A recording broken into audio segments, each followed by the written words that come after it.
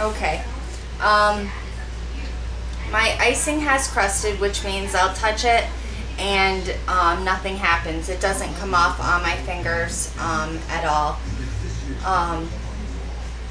The next step is you have to have Viva paper towels, and yes, it does have to be Viva. You can't use anything else because it will not work that well. You're just going to take one of these paper towels and you're going to lay it right down on the top of your cake.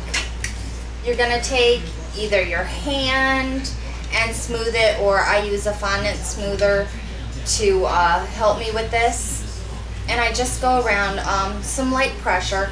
Don't be afraid to put some pressure on it, because you want to make sure that you have that perfectly smooth top. And you're going to keep on pulling up your paper towel and looking and playing with it.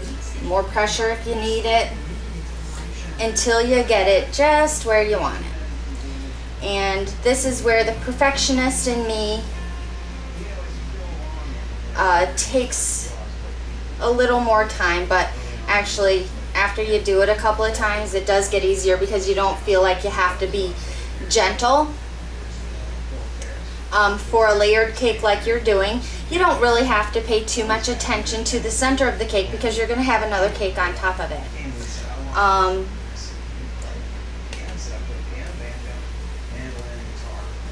So you just keep on working it.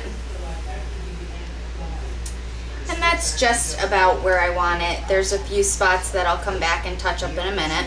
And then you're going to do the same thing to the sides.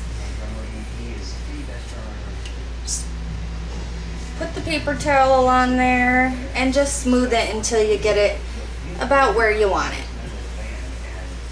And then we'll keep on going back and forth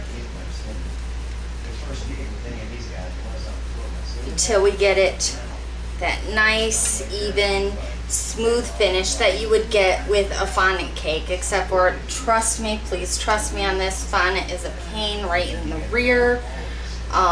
It can be done, but I still struggle, and let me tell you, it takes me forever to cover a cake in fondant, just because I am a perfectionist. And honestly, I cannot stand the taste of fondant. I guess I like my own better when I make it than like the Wilton brand, which isn't very tasty. One brand that's pretty good, but it's very pricey, is Satin Ice. I used that once because I was able to go out to where they make it and get it from there at a decent price.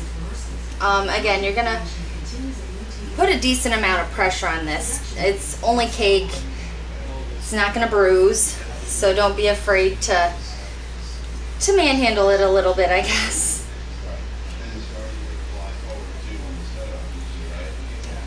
And use the surface you're working on to put it level against the bottom, so you have a nice straight edge.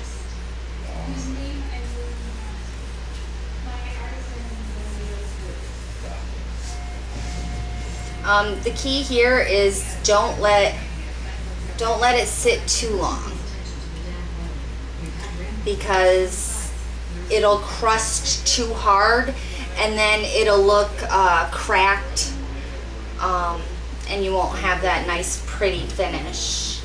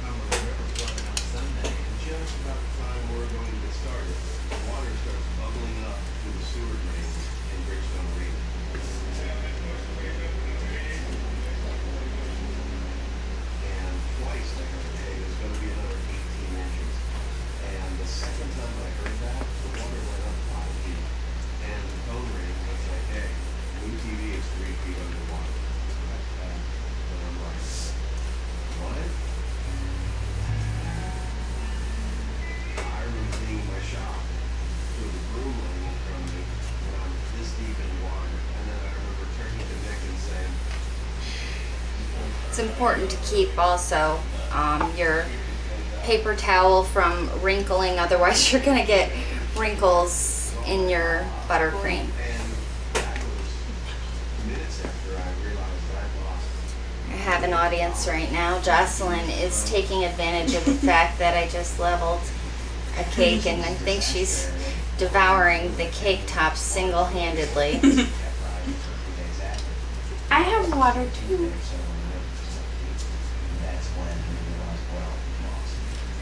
Water and cake tops. It's a nice 1 a.m. snack. You ask, why is she not in bed? Because I think she's a night owl like her mother. Except for her mother gets up at 7 o'clock in the morning, and Jocelyn will sleep until almost noontime.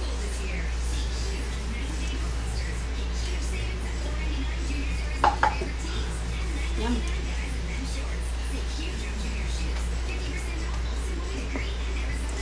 Okay, that's just actually just about where I want it. It's actually very smooth. I think that you will shock yourself after you practice a couple of times how easy it is to actually get such a smooth look on your buttercream.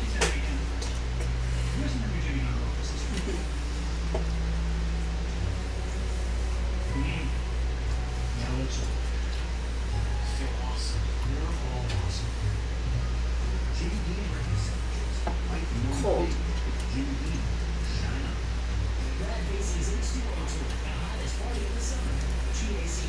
Okay. And I'll give you another close-up of this so that you can see what a huge difference it is. Oh, let me turn this here so I can see it. What a huge difference it is from just a few minutes ago. This is the one that's done. It's the 8-inch, and I'll probably actually play with it just a little bit more to get it exactly where I want. And this is a 6-inch that I have iced and have not yet smoothed. And then this one is the 10-inch that is almost where I want it to, but I wanted to get to the other ones. I'll smooth out the 6-inch, and then we'll be back to talk about what we're doing tomorrow. Okay, right now we're gonna let these cakes settle. They do need some time to do that, so just let them sit for an hour or two. After you've iced them, by then you're gonna need a break from them anyway. So tomorrow you will get the final installment where I'm going to show you how to decorate it, or it's my vision, but it's not going to be in your colors because the colors that I happen to have are like an off-white and a red, and instead of the burgundy and baby blue, but you can definitely visualize what look I'm going for in this. So that will be tomorrow, probably tomorrow later on in the afternoon. I do have a meeting at 11 o'clock. So hopefully by early evening, late afternoon, I'll have the 3rd installment of this, your Decorating 103. So have a good night, and I'll see you tomorrow.